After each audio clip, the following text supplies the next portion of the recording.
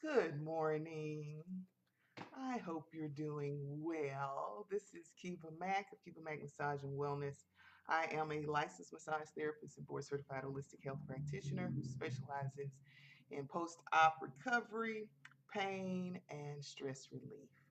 And today is the third edition of my live. I come to you every Sunday around 10 o'clock to provide you with some thoughts of mine, some of my opinions, some information, education, and inspiration to help you to improve your mind, body, spirit, and emotions. So, I want to start off by just asking you, how are you doing? I hope you're doing well. Today has been good for me. This week it's been good. As you may or may not know, I am a member of a D9 organization, and we celebrated our 118th year of service to humanity, all mankind. And that organization is Alpha Kappa Alpha Sorority Incorporated. In addition to my organization celebrating its Founders Day, other organizations, specifically, I'm referring to specifically the sororities, also celebrated their Founders Day. And that would include all the D9 sororities except Sigma Gamma Rho. So this week, Delta Sigma Theta on January 13th celebrated their Founders Day.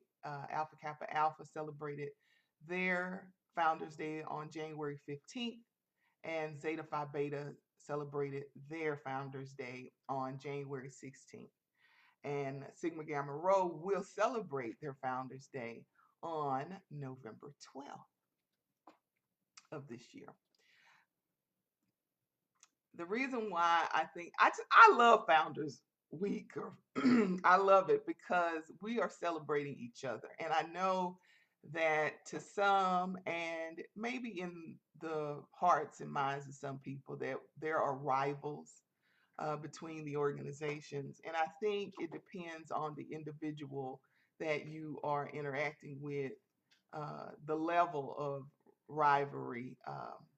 For instance, one of my clients is a member of Delta Sigma Theta Sorority Incorporated. And Sunday, she had an appointment last Sunday. So she came in looking all cute, dressed in her red. And when she walked into the door, she started doing a catwalk walk, modeling off her outfit. And she said, "Miss Kiva, did you notice?" And I was like, "What, baby? Did you notice the clothes that I had on?" I said, "Baby, you look really cute." She's like, "No, but did you notice the colors?" I said, "I love red." And she's like, "But our Father's Day is coming up." And we were before y'all. Well, you know what I'm saying. That's what she said. And I said, "You look so cute. You look so cute. Now go get on the table." So to me, this woman is my sister. Um, Even though she pledged a different organization than mine, this is my sister. And she plays with me like that. It never goes beyond a level of disrespect. She never crosses a line of disrespect. And I never crossed that line with her. So I thought that was funny. But I just wanted to say that in my childhood, the organizations that I was the most knowledgeable about was Delta Sigma Theta and Zeta Phi Beta. And that is because two of my father's sisters pledged those organizations. And so I have no disrespect for them. I love them. I love the organization. I love the members of the organization. I have dear, dear friends, even friends that I had in childhood that eventually pledged those organizations. and I'm still friends with them. You just have to get in where you fit in. You have to find the organization on your campus that is more like you and you vibe with. And for me, that was Alpha Kappa Alpha at East Texas State University, which is now East Texas A&M University in Commerce. I find it interesting that three of the four D9 organizations, the sororities particularly, were founded in January, and Sigma Gamma Rho was not, but it was founded on November 12th, which is my birthday. So I can always remember that there's Founders Week for the three of the four um, sororities. And then there is a fourth sorority that was founded, the Founders Day is on my birthday. So I think that's pretty awesome. I also wanted to mention, which I had not before, the guys, the men, the gentlemen. Kappa Alpha Psi was celebrating their Founders Day on January 5th, and Phi Beta Sigma was celebrating their Founders Day on January 9th. I have a special tie to Kappa Alpha Psi because my husband is a Kappa. And my father also plays Kappa. So that's my tie to them.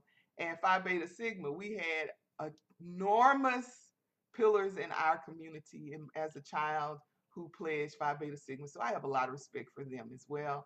And going back to the ladies, Zeta Phi Beta, many of my mentors in high school, my teachers in high school, my dear aunt Maxine also pledged Zeta Phi Beta. So I have nothing but respect for the D9 organizations, and I just wanted to celebrate all the ones who were specifically celebrating their Founders Day in January. So, yay!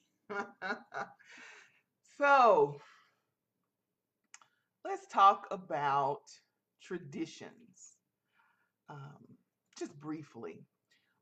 Particularly, I wanted to discuss a clip that I saw in relationship to Iyanla Van Zant. She recently did an interview. I'm not sure. I don't know if it was with Angela Yee. I'm not sure who it was with. But she recently did a video or interview and said in the interview that she did not go to the funeral of her daughter. She had a daughter to pass away, and she chose not to go to that funeral because she said that her grandson or the son of her daughter was triggered by her presence. She said she knew that she would be a trigger for him, and so she did not go to the funeral because of that. She said that she knew that he would probably um, be triggered and he might say or do something to her that would cause her stress, harm, disrupting of her peace. I am here to say that that is a gesture that I agree with. I agree that if a person passes away, or a tradition that we've done in the past causes you grief, sadness, uh, pain, emotional pain, I think it's probably something you need to rethink in doing. I am so proud of Iyanla for saying, even though this is a traditional practice, this is a practice that we do for ancestral reverence. Because once you pass away, you become an ancestor, even though her daughter was younger than her. When her daughter passed away, she became an ancestor. And we go to funerals as a way to honor our ancestors. And she decided not to do that because there was a real life situation between her now ancestor, which was her daughter, and her living grandson, which was her daughter's son. And she chose not to go to that funeral because she was not interested in the being a trigger for him because she said she knew she was. Um, I think that that was wise. even though it's not traditional for mothers not to go to their children's funerals, or parents' funerals not to be attended by the children. But if you know that a person who is there, a family member or friend, is going to be there, and they are going to cause you strife, stress, sadness, it's already an emotionally charged event. And you know that that person is going to add 10 on top of what is already going on, I would caution you, or I would ask you to consider not attending. I remember years ago when my mother um, was alive, she would not go to funerals at all. She would not go to them at all. And it was because they were so emotionally charged. And my mom was a Pisces. Pisces are water signs. And I don't know a lot about astrology, but I do know that water signs, some would even say empathic. And so they absorb or they react to the emotions around them, or they are sensitive to those emotions. And so she would not go to funerals because of that, because the emotions were so high, the people were feeling so deeply. The gesture of, or not the gesture, the cutting off of contact immediately to a person is what you have to manage. One of the things you have to manage when a person passes away. So for her, it was very difficult to go to funerals. And so she just stopped. I remember when her father passed away, she she went to that funeral, but she just didn't go to them. And I believe that if she could have, she wouldn't have even gone to her own. Is that ugly? But I am also a water sign. I am Scorpio, and I don't care for going to funerals either. I'm not as empathic, I don't believe, as my mother, or I may be able to, I know how to shield myself. And my mom was not aware of that skill, I don't believe. And so what she did is just stay at the house. So what Iyanla is doing is healthy for her. And if you find that that's the case for you, I think that you need to consider not attending a funeral process, a funeral service, if that is what's going to bring you peace, it's going to help you to maintain a level of peace. A lot of people have told me that after the passing of a person, um, people change. I know that I have witnessed some people passing in my life, and the things that the relatives did after them passing was like, what? They did that? People can really be different after a person passes. So just be mindful of your energy and be aware that your energy is something that you need to be a little selfish with, um, because if you are not in a place where your energy is safe and strong, it makes you vulnerable, and not just vulnerable emotionally, but in my opinion, it can eventually impact your health, because stress can impact your health. And even Iyanla said in the interview that the reason why she made a joke. She said, "I'm not going. I didn't go because I didn't go, and you see my face. I don't have any wrinkles in my face, and I didn't want to go because I didn't want there to be any wrinkles in my face." Or she said something to that impact or that effect. And what she was saying is that going to that funeral would have caused her some stress, and she didn't want the wrinkles in her face, or she didn't want the stress. So she didn't go to the funeral. So I know in the Black church, funerals are can be a big affair. We come to the funeral. First of all, um, when was the last time that we could have met with this person that passed away before they passed away? It is a statement that's said in the Black community that the only time we seem to get together is at a funeral. We need to be meeting before funerals, y'all. Uh, we need to be doing more conversations. And I'm not saying that people aren't doing family reunions, but I don't think family reunions are as popular as they used to be. Um, so if you're not doing a family reunion, how about calling up your auntie or your uncle and texting them? And some of them may not be text savvy. So calling them up on the phone, you don't have to stay on the phone with your auntie or your uncle for a long time, just enough for them to see your face or to hear your voice. You will never know how good that will make them feel.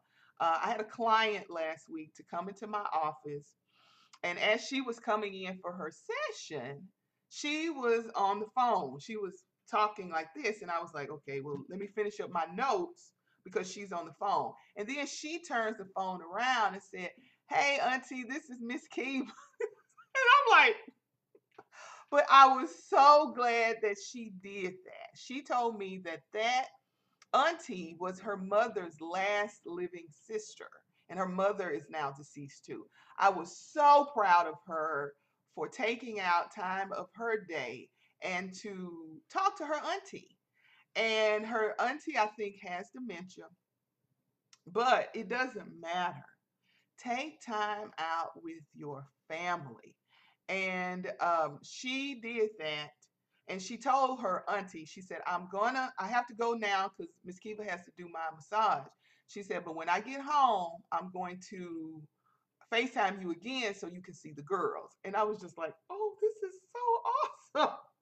And so, because I was always taught to honor my elders and to speak to them and just be very respectful of them. And I think that that's something that we need to continue to do. But sometimes we don't because we forget sometimes that we are one day going to be an elder or we are going to be an ancestor. And if we want our legacy to be respected and to be honored, then we have to respect and honor the ancestors that came before us. So I was so glad to see her to do that. But going back to the funeral process, if that is something that brings you stress, if it makes you, if you know that it's going to potentially add more stress to someone else's um, journey of grief, you may want to consider not going to the funeral, honestly. Like I said, using the example of a Iyanla Van Zant, she said she didn't go to her daughter's funeral for that reason because she knew it was going to trigger her grandson. Then I'm just kind of dropping something in your consciousness to help you to realize that you have an option. You have an option. Like I told you, my mom didn't go to a lot of funerals. She just did not go. And I don't go to a lot of them either, although a lot of my friends are alive and well, which I'm grateful for. But it's something that you need to consider. Just because something is done traditionally does not mean that it's a healthy practice that they are doing. So consider your health, consider your wellness, and then make your choice. So I wanted to tell you about my post-op client. She came in for a reversed shoulder replacement. I did not even know what that was, but I learned what it was. And she told me that during her physical therapy session, she felt better after the physical therapy assistant massaged her arm, and I should say arm because it's her left shoulder, that was replaced. And thank you all so much for coming in. Y'all know I just be talking. I just be talking, child. But she came in and she said that, and I just want you to know that massage therapy is great for relaxation. It's nothing like a good massage with a good therapist like me who knows how to use hot stones and towels and essential oils and stretching, guided meditation, sound therapy. I use all of that in my sessions, depending on what the need of the client is. Nothing wrong with that. But for my practice, I focus on clinical massage therapy. And last week we talked about that. Clinical massage therapy is evidence based massage therapy that is focused on an issue. I jokingly said if you go to a clinic for the issue, that's something I can help you with. That is muscular based.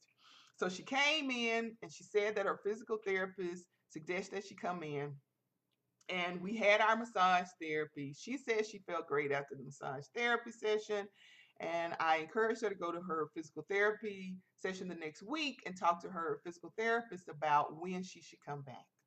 So my clients, for the most part, when they come the first time, they make their appointment online. It is something that I require because that process gives you an opportunity to enter your information, all of your information that I am required to gather by the state. I am required to gather information by the state because we are healthcare professionals. Now, I have gone to beauty professionals and I didn't have to do any of that. But for a healthcare professional, I am required to gather information about your health before I touch you. I can't put my hands on you until I gather this information. So, going to the website to book your appointment does that. It gives you the opportunity to put in your information. You don't have to be sitting up in my office doing that. You do it in the comfort of your own home or in your environment, and that's what she did. So I knew about the surgery. She told me who did the surgery and everything. And so I was able to put a treatment plan into place before I even saw her. She had been a previous client before at another facility that I worked at. And so she was familiar with me. Honestly, I don't remember her. But anyway, that's irrelevant because I had her information. And that's why you need to submit information because we can't remember you who you are. I've been a massage therapist for almost 10 years. I don't remember everybody I've touched, but when I see that information and my training and my experience tells me, okay, this is what this person needs. So anyway, get her on the table. The woman is relaxing. She is snoring. She is asleep. I am doing my job, and she goes to a physical therapist.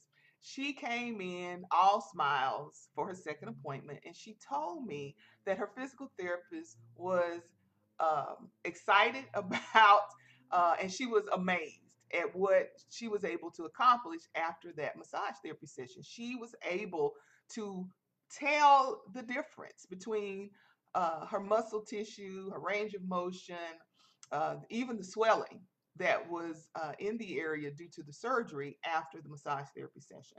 So she booked a post-op orthopedic post-op orthopedic massage because I do provide post-op massage therapy for plastic surgery patients as well. But this is different. It's orthopedic, and so she booked that, and she said her physical therapist encouraged her to book one every 2 weeks. But because she had so much pain and stress, not only in the surgical area but in adjacent areas, she decided to come in every week. So I'll be seeing her every week, and she is making strides in her care, and I'm excited. I'm excited. So that's what's going on with her. I did touch on last week clinical versus medical and the fact that medical massage therapy, in my opinion, involves a medical practitioner. What that means in my office is that if a person is coming in for medical massage, they are being referred by a medical professional. That is in my mind, a medical doctor or a nurse practitioner. If you are coming in as a recommendation of a physical therapist, that's not medical massage because I don't have a prescription. If I have a prescription in my hand, that is a medical massage. And I have done medical massage before and had prescriptions for medical massage telling me how long the massage needs to be, how often the massage needs to be, the duration or how many months or weeks or how often that massage needs to take place, what muscles need to be worked. That's a prescription. That is medical massage. If your physical therapist, like in this client's case, is recommending you come in for massage therapy, that is clinical massage. So the same things apply to some degree. You're going to work the same muscles. The frequency is not established. How the duration is not established.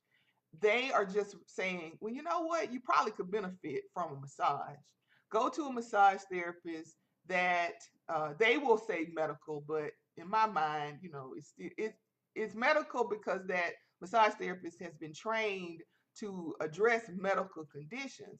But in my mind, it's still clinical because I haven't gotten a prescription. I'm very literal, I'm very clinical. And so that is how it works in my office, in my studio, in my clinic. In that definition, there are nuances or differences in care. Um, and a lot of people will contact me, not anymore, but when I first started, they would contact me and say, oh, I want a deep tissue massage. And then when I replied, well, I don't do deep tissue massages, then they're like, what? Listen, what you talking about, Willis? I know only people of a certain age understand. I don't do deep tissue massages. Mm-mm. I don't do deep tissue massages because a deep tissue massage, in my mind, says that I'm going to do deep tissue on all of your body. And I'm not going to do that. I'm going to do deep tissue on the areas that are problematic. Because if you think about it, doing deep tissue on somebody's face and why do you need to do deep tissue on that? Because the term deep tissue came about because of clinical applications. A doctor would tell a client if they had neck pain, then you need to go get a deep tissue massage because the alternative to that was Swedish. And Swedish massage addresses the more superficial tissues of the body. And so when the doctor said you need to get a massage in order to differentiate between something that was more relaxing versus something was therapeutic, they would say deep tissue. Because deep tissue addresses the deeper tissues of the body. So I took that and said, okay, well, I'm only going to apply deep tissue to the neck and shoulder area, to the low back area, to the gluteal area, whatever area the client is most concerned about when pain is the concern. So I do not provide deep tissue for the whole body.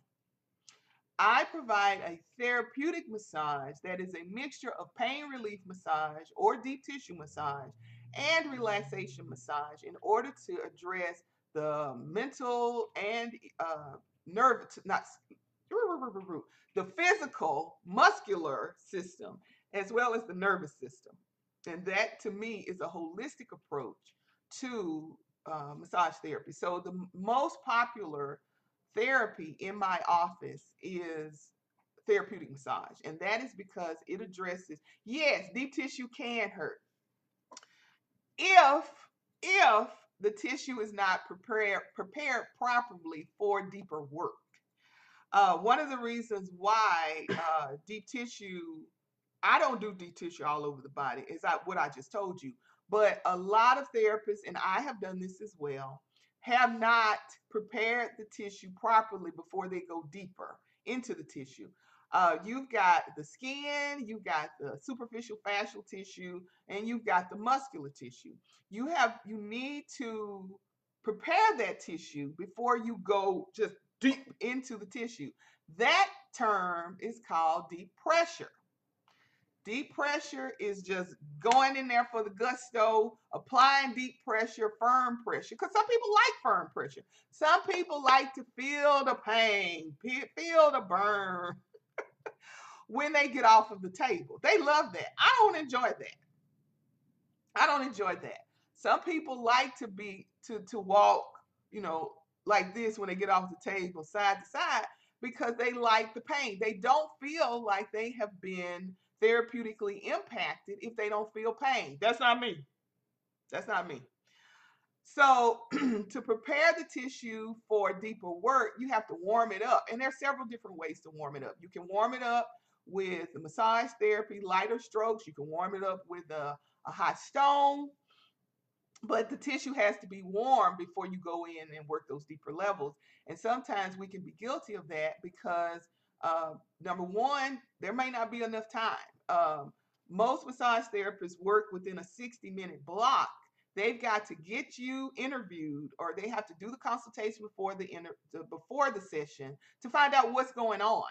And then you have to go into the room, you have to disrobe, you got to get on the table, and then they have to try to get you out in time for you to get dressed, to schedule your next appointment, and to pay. And honestly, within that 60-minute block, you're probably only getting 50 minutes of that. And in my office, I give my clients the whole 60 minutes, but I'm moving fast afterwards to get my office ready for the next session. So I give my clients their 60 minutes, but a lot of therapists cannot or do not because cannot if they're working in a different, if they're working for someone else, they can't do that.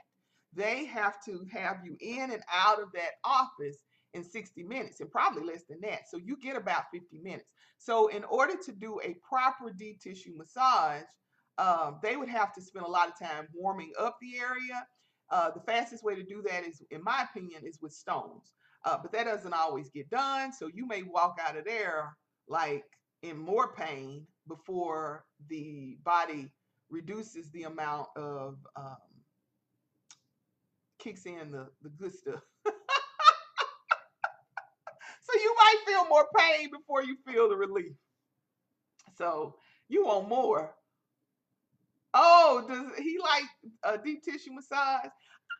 Yeah, I like deep tissue massage. I like stretching, but I had a therapist to come to my office. We were swapping, and that girl tried to stretch me without warming my knees up. And since I got to be a woman of a certain age, girl, you can't be stretching me like that. And you didn't warm me up, or listen, you didn't warn me that that's what you were about to do. I almost jumped off that table. I was like, wait a minute, girl, you're taking me too fast now.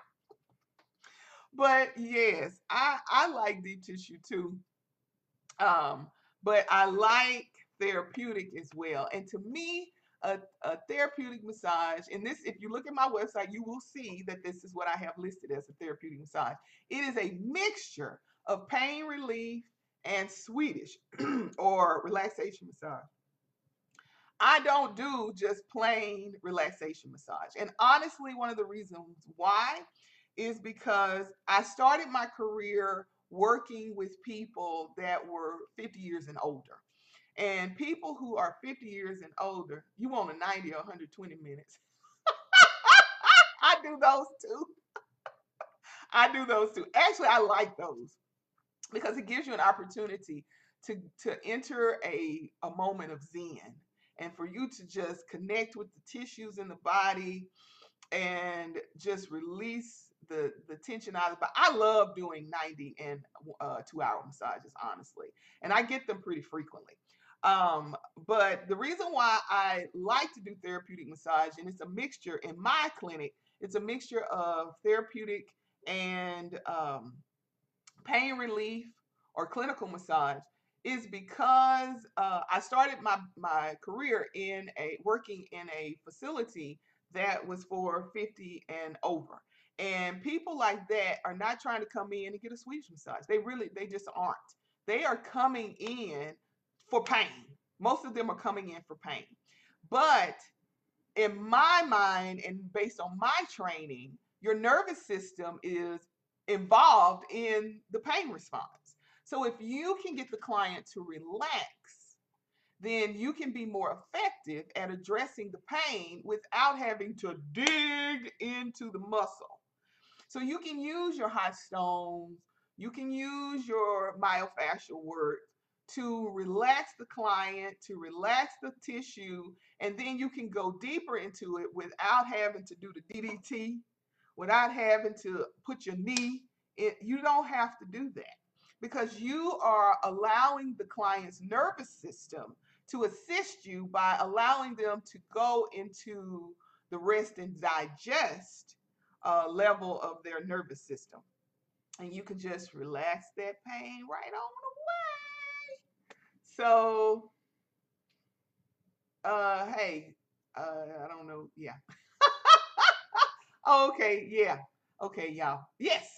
So I prefer therapeutic massage because it's a mixture of the two. And when I do therapeutic massage, I'm adding hot stones, hot towels, essential oils. I'm doing stretching. I'm doing everything I can. Because honestly, I don't know if you can tell, but my mind is all over the place. And for me to just do one type of massage, like Swedish the whole session, I can't do that. That bores me. That is so boring to me. So I have to mix a lot of different things, or I do mix a lot of different things into my sessions. And that's one of the reasons why my clients come to me, is because I give them a smorgasbord of therapies within their one session. I see, and I know this is probably getting a little um, metaphysical, but I see massage therapy as a like a ceremony. It's a healing ceremony for me. For me, my office is darker. I like the atmosphere to be darker, and I want my client's brain to switch off because they realize that they're in an atmosphere that's different from what they are seeing when they are in their daily lives. So I change the music, I change the atmosphere. I have aromatherapy that's in the background. My table is warm unless you don't want it warm, because I've had some clients saying, well, I don't need it warm because I'm going through the change and I'm already hot. So then I don't have the table hot for them. But I want it to be a multi-sensory experience for you. And to me, it's like a healing ritual, a healing ceremony. Some of my clients, I have ways that they can add different services to their massage therapy.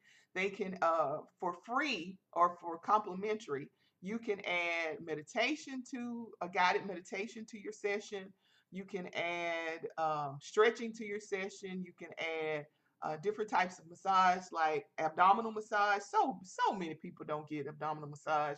You should get abdominal massage because it helps with elimination.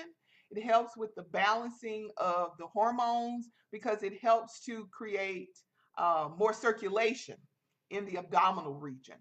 Um, I had a client to come in who said that she was having problems eliminating. And I was like, well, let's add some abdominal massage to your massage therapy session. And she said that it helped. Um, you can add facial massage to the session. You can add energy therapy in the form of aura cleansing. I do that in my sessions as well. But we determine which one of those is best for you during the consultation. I always talk to my clients before I put my hands on them to make sure that what they're wanting, number one, I can do. And number two, that I actually do it. So I always have consultations with my clients before I provide any type of therapy to them. And I only provide the therapy that makes sense. Last week I had a client. She was a new client. She is a counselor, doctor counselor. And she requested Reiki be added to her session. And when I was working with her, she was a lot like my daughter. My daughter cannot withstand the gliding. Look at this. Who did this? Hey, y'all. Hey. She doesn't do well with the gliding strokes of massage therapy. So I have to use an Eastern style on her because her nervous system just won't take it. So this client was like that. And so craniosacral therapy is a practice, it's a bodywork practice that is deals with the soft tissue. It is soft tissue manipulation. So it is a massage therapy. It's considered massage therapy in the state of Texas. So you have to have a license to practice craniosacral therapy because it is the manipulation of the tissue of the cranium and of the around the spinal column and the sacrum. So my daughter is autistic, and I have done craniosacral therapy with her with amazing results. It helps to regulate your nervous system.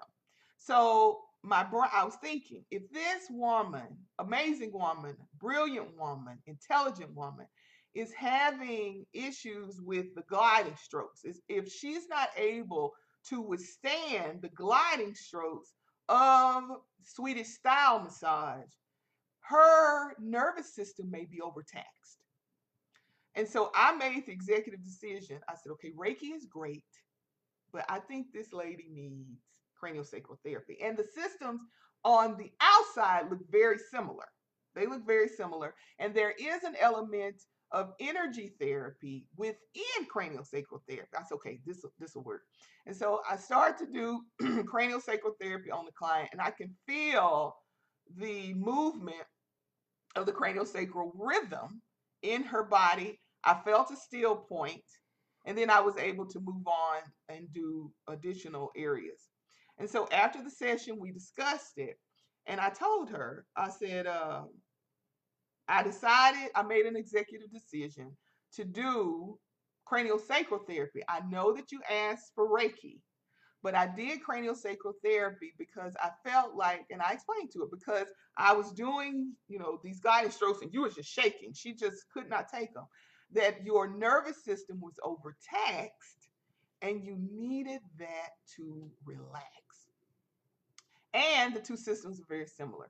And she said, well, I have had Reiki and I have had craniosacral therapy, and I can tell that you were doing craniosacral therapy. And I want to thank you for making that choice because 2025 was taxing for me. It challenged my nervous system.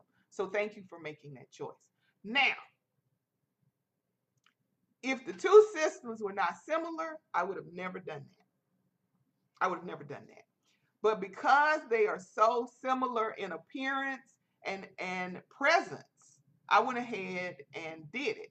But I knew that her nervous system needed that regulation. It needed to cycle down. And that's the reason why I did it. But I almost never do that. But because she could not take the gliding strokes of Swedish, I was like, this lady's nervous system is on 10. And so I used the Reiki to bring it down. Not the Reiki, but the craniosacral therapy to bring it down. So what's the difference? Craniosacral therapy is a therapy that is related to osteopathic medicine. It is a system that was created by a osteopath. Um, and it is a bodywork system that manipulates the tissues of the body. Cranial refers to the head. So the tissues of the head, because you have muscles in your head and in your neck and in your back, and those tissues are believed to have an impact, of course, on your nervous system. There is a belief that, and there's proof that there is fluid that travels from your head down through your nervous system. And that fluid can be impacted by manipulating the tissues along the spinal column, in the head, and in the low back. And so that is what, in basic terms, that's what craniosacral therapy is. It is a focus on those tissues to help change the craniosacral flow, which impacts how the nervous system responds in different situations.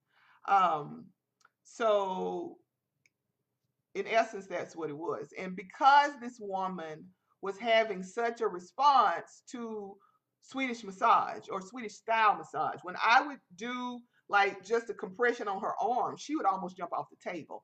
And I was thinking, okay, this probably means that her nervous system cannot take the compression or the gliding that I am providing during this therapy session. And because of that, I said, okay, self, how can we relax her nervous system? And craniosacral therapy was the choice that I made. Reiki is an energy therapy session. Energy therapy. Reiki was formed in a Japanese culture. It is based on the belief that there is a universal power that we can tap into, and then we can channel that healing energy to another person. It is not based on anatomy and physiology.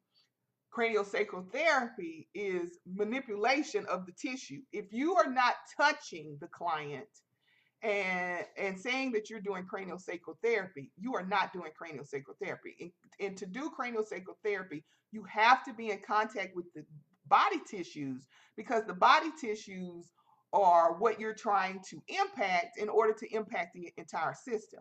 With Reiki, you don't even have to touch the people. You don't even have to touch the client in order to make a difference in their energy system.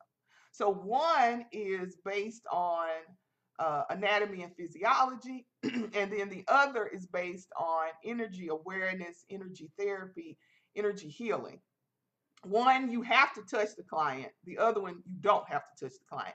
That's the reason why in the state of Texas, if you practice craniosacral therapy, you have to have a license to touch.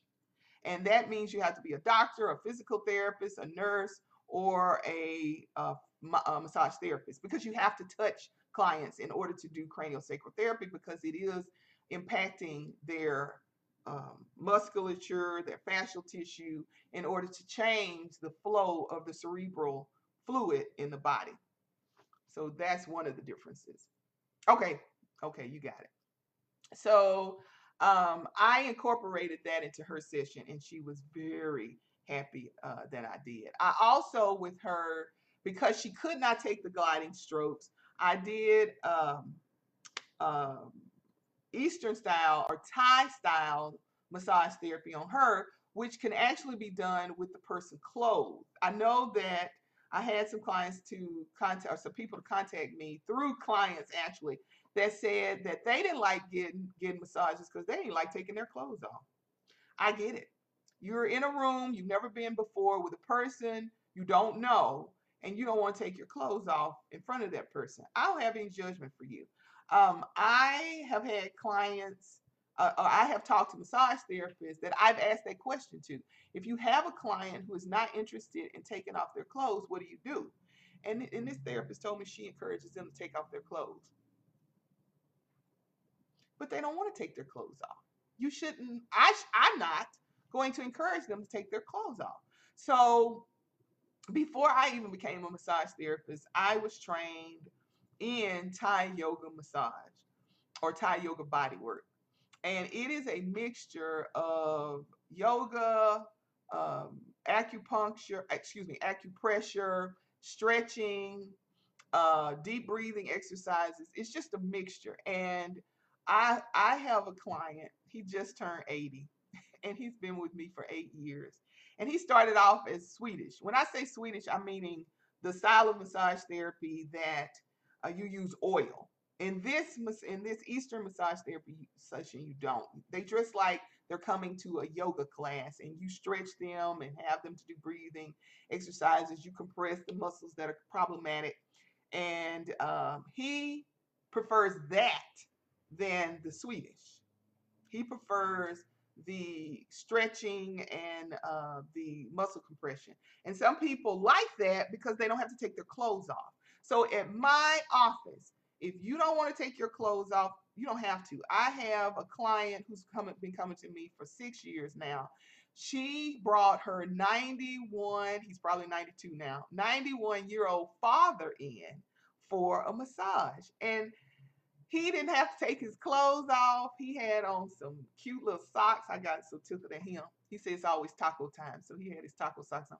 Anyway, so he got on the table and he didn't have to take any clothes off. I did Nuai Baran or Thai yoga massage or Thai body work or Thai massage on him, and he loved it.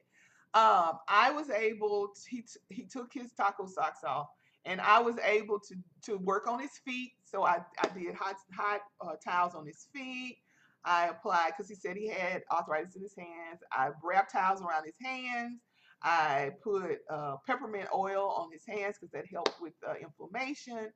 And after the session, he was shaking my hand and telling me how great he felt, and he didn't have to take off his clothes. You don't have to take off your clothes to get a massage. You just don't. Unless you come, if you come to an independent therapist. I am an independent therapist, which means I work for myself. I don't work in conjunction with any types of spas or corporate clinics. When you go to a independent massage therapist, you can have your therapy session customized. And that's what I did for him. My grandmother lived to be 96 years old, my maternal grandmother. I could not imagine her trying to take her clothes off and get on that table. It was going to take too long. And I do have a hydraulic table, so I'm able to drop it down so that the client can get on it comfortably. But I couldn't imagine that. And so, like I told you, I started off working in a facility where senior citizens were. And that's really where I wanted to be. That's what I wanted to focus on with senior citizens because I am a clinical massage therapist, which means I work with clients with pain and dysfunction. And where are you going to find pain and dysfunction? Senior citizens. And so that's where I started. My massage therapy school also focused on clinical massage. I have no problem with relaxation massage. I use it in my own practice. However, it is not a massage therapy style that I use exclusively. I don't use it exclusively. If you're wanting a relaxing massage from me, you're going to have some pain because it's a therapeutic massage. And it involves pain relief massage or pain management massage. So that's just me. I need something to focus on, and in my mind, focusing on relaxation gets boring. What the good stuff? Give me some pain. Where can I work on some pain? That's what I'm focusing on, pain. So I do therapeutic massage, which is a mixture of the two, of relaxation massage and clinical or pain relief massage. So hey there, lady. I haven't seen you in a while. Oh yeah. Well, I was here last week. Is there a specific type of massage that helps with headaches? Yes. Yes. Um, I do a headache massage that focuses on relaxing the tension in these muscle groups. There are muscles that run alongside your neck, which are called the scalenes. There are three, and then there's this big one in the front called the SEM or the sternocleidomastoid. When I do headache massage, I hit all those muscles, and I also massage the scalp. Sometimes I don't pull hair, but one of the things that I have learned and through training is that just manipulating that hair will help to move the um, the tissue that may be tight on the head. And so I do massage therapy for that. Now, giving it a name, I don't know what to tell you to look for. But most massage therapists can incorporate that into their sessions. It's one of the freebies that I ask my clients if they want, and I use minutes from their therapy session to add that therapy to their session. So any massage therapist that can uh, hit the neck and shoulders, because also tightness in the neck and shoulders can lead to tension headaches. So it really depends on what type of headache you have. But most of the clients that because there are different types of headaches, but my clients generally come in for tension headaches. And when that's concerned, I focus on the neck and shoulders, and like I said, the scalenes, the SEM, and I focus on the muscles in the face, the scalp. I'll do this number and just kind of move the scalp around to help loosen up the connective tissues there, and that generally will address the pain. I also do a sinus headache massage that incorporates manual lymphatic drainage to drain the lymph nodes in the head so that the client can reduce the tension. Um, associated with the sinuses, and I use essential oils for that and hot towels for that sometimes even too. So those are two types of headache based massages that I do: the sinus massage and the just the headache. If they tell me they have headaches, then I do that. Focus on the neck, shoulders, and things like that. So yes, I've been going to the chiropractor, but he's not hitting the right spot, so I need to come to you.